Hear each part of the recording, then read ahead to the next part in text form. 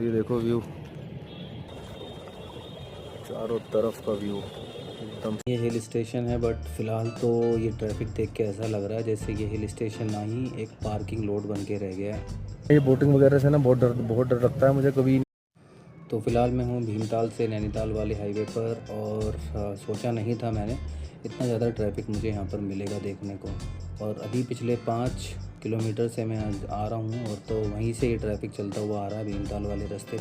तो लोग कहते हैं ये हिल स्टेशन है बट फ़िलहाल तो ये ट्रैफिक देख के ऐसा लग रहा है जैसे ये हिल स्टेशन ना ही एक पार्किंग लोड बन के रह गया है। पर अपनी बाइक होने का असली मज़ा तो यही है कि साइड में से निकल जाओ तो ट्रैफिक में फंसने की झंझट ख़त्म हो जाती है बिल्कुल।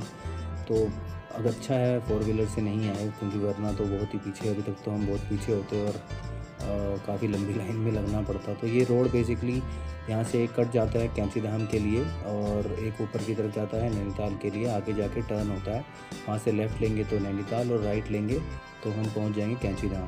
पर पहाड़ों पे राइड करने का ना एक अलग ही अपना ही मज़ा होता है क्योंकि ये जाम तो चलता रहेगा, ये स्ट्रेस भी चलता रहेगा, लेकिन जो ये ग्रीनरी और जो ये सीनरी होती है ये अपने आप में इस स्ट्रेस को भुला देती है और वो थकान कहीं ना कहीं फ़ील नहीं होती हम जब बाइक पहाड़ों पे इस तरीके से राइड हो रही होती है। और ये जिगजैग जो रास्ते आते हैं ना ये अल्टीमेट लगते हैं।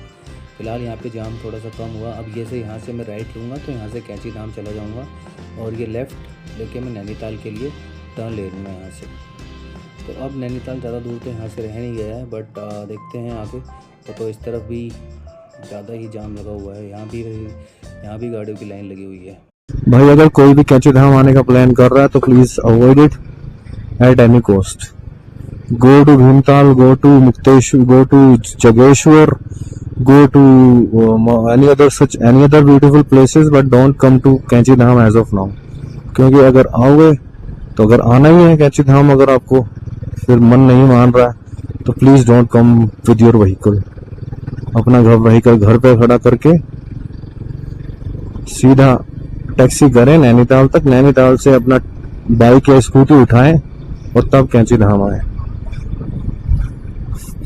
5 किलोमीटर से ये जाम चलता हुआ आ रहा है और ऊपर तक लगा हुआ है। कोई मुझे लग नहीं रहा, दिख नहीं रहा कुछ ऐसा कि ये राहत मिलेगी यहाँ पे। So this is how it goes.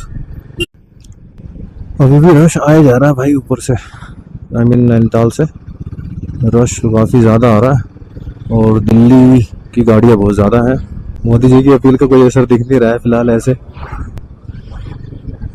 Crisis बढ़ते जा रहे हैं यहाँ पे, तो गैस और पेट्रोल भी नहीं है। हम तो एक पेट्रोल पंप पे गए भी थे, मैंने कहा चलो देख लेते हैं कि वो झूठ तो नहीं बोल रहा कि पेट्रोल है नहीं है, तो वहाँ पर पेट्रोल था ही नहीं, सिर्फ डीजल।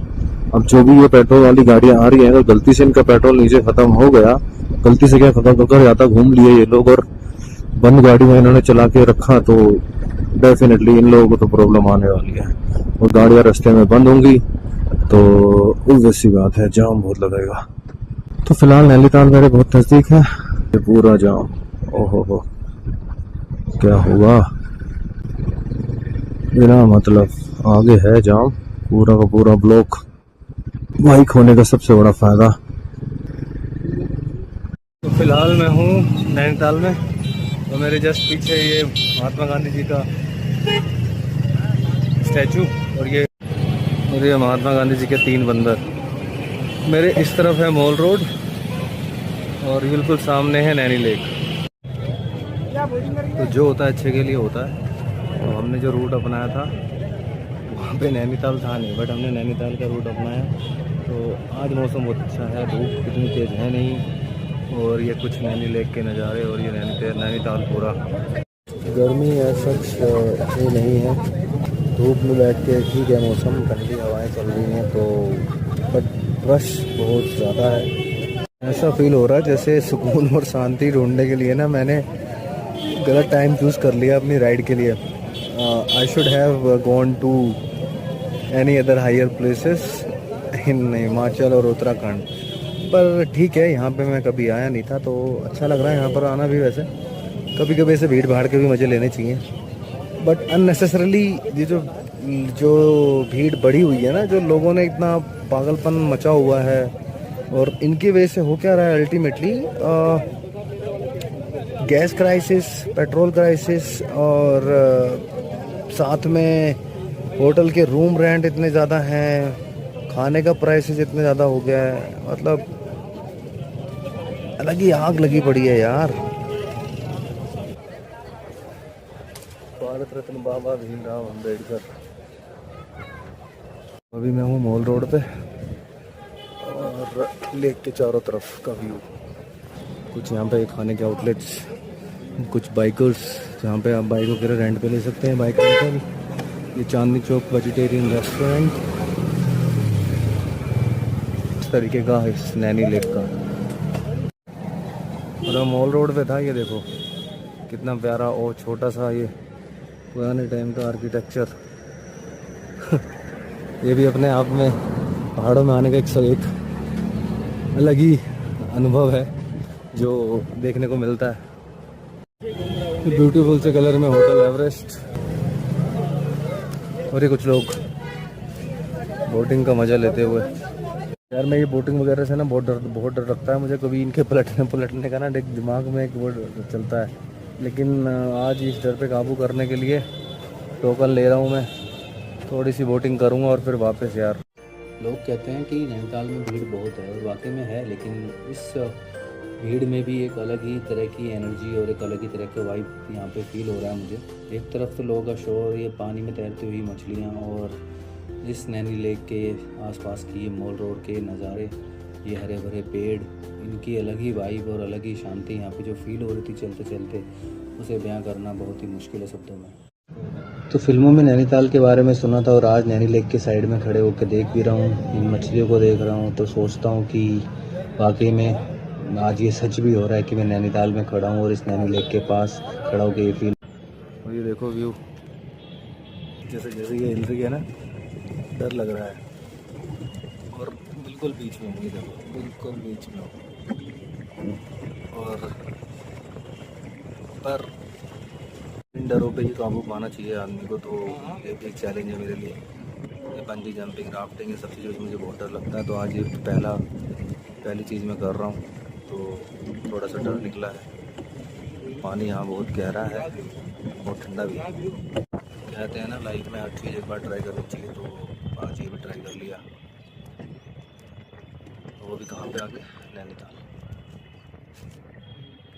नैनीताल के चारों तरफ का व्यू, नैनी लेक के अंदर से ये देखो कितने ऊपर तक पहाड़ बने हुए हैं, होटल बने हुए हैं, चारों तरफ का व्यू एकदम शानदार। ये पीछे एक मंदिर है यहाँ पे। अच्छा ये मंदिर है, हाँ यहाँ पर ये मंदिर भी बहुत फेमस है। तो यार हमने बोटिंग कर ली है। बोटिंग का था 1 घंटे का 320 रुपये। पैडल वाली लो या वैसे लो, तो 320 रुपये 1 घंटे के हैं। पूरा रेट यहाँ पे लिखा हुआ है, आप देख के पूरी इन्फॉर्मेशन पढ़ सकते हैं। देखो इसे मिला है ढोकला, ढोकले के मज़े ले रहा है ये। खा ले भाई, खा ले खा ले।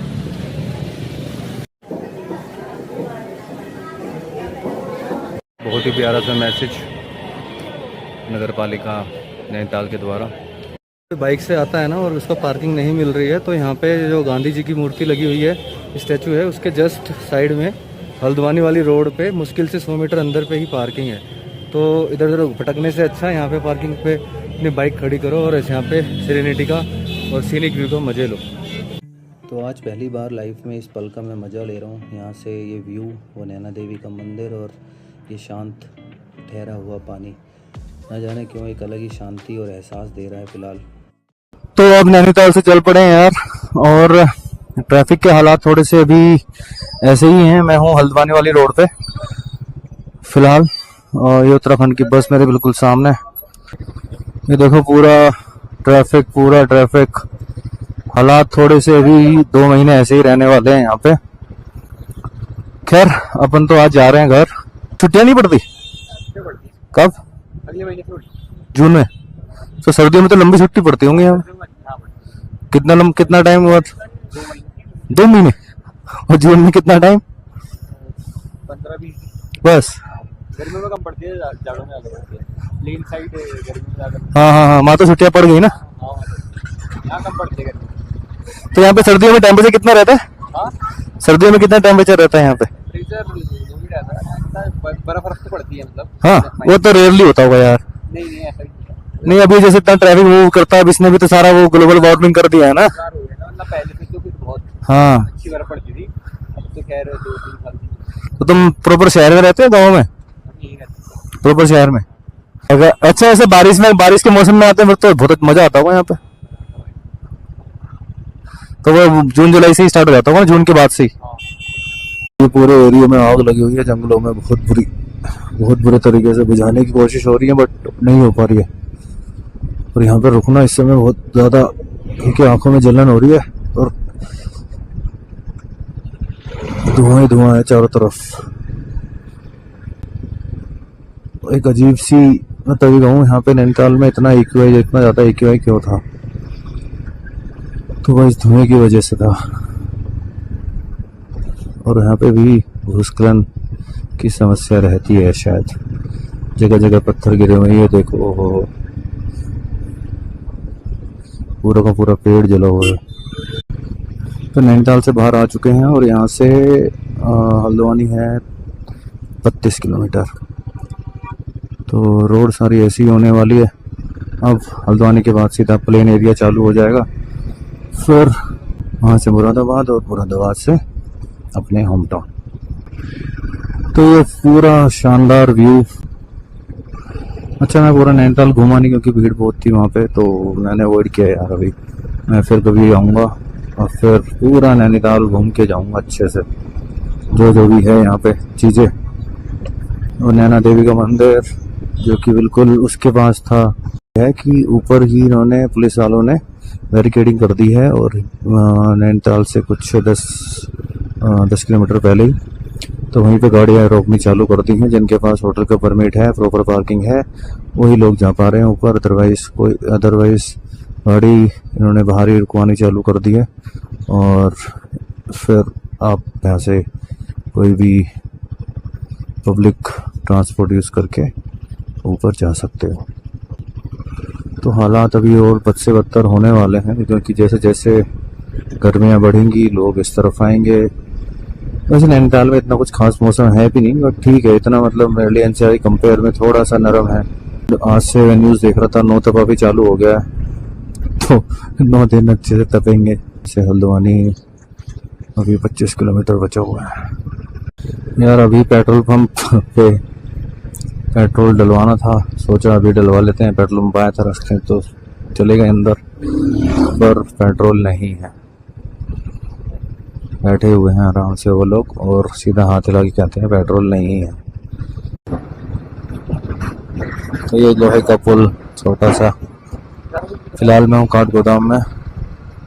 थोड़ा बैठ एकदम से ना फटीग होने लग जाती है पहाड़ों वाले रास्ते पे। तो मैंने सीट कुशनिंग के लिए कुछ मंगाया भी था, जेल वाली जो होती हैं सीट, उससे भी कुछ राहत नहीं है यार। बस ज़्यादा 15-20 किलोमीटर का फर्क पड़ता है, इससे ज़्यादा कुछ पड़ता नहीं है।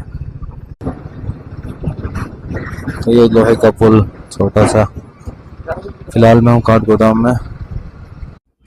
तो वही पेट्रोल डलवा लिया हमने, 940 रुपये का आया है। तो यहाँ तो मिल ही गया, हल्द्वानी आके तो पेट्रोल, चलो अच्छी बात है। हल्द्वानी भी हम आ ही चुके हैं, 4 मिनट में हल्द्वानी। सो फाइनली अपने घर के नज़दीक बिल्कुल। तो अगर वीडियो अच्छी लगे तो प्लीज़ लाइक और सब्सक्राइब एंड कमेंट्स।